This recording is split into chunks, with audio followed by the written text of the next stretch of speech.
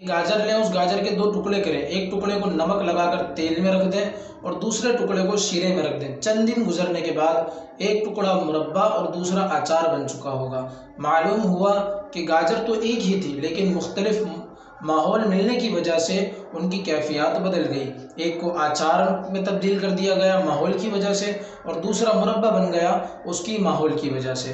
तो अगर हम इस मिसाल को इस तरह समझें कि हम अगर नेक बनना चाहते हैं तो हमें चाहिए कि हम नेक लोगों की सोहबत में रहें और नेक लोगों के साथ अपना वक्त गुजारें, नेक लोगों के साथ उठें, नेक लोगों के साथ बैठें, नेक लोगों के साथ हमेशा अपनी ज़िंदगी को गुजारने का मकसद बना लें। हम जब नेक लोगों के साथ रहेंगे तो इंशाअल्लाहुल करीम हम भी नेक बन जाएंगे।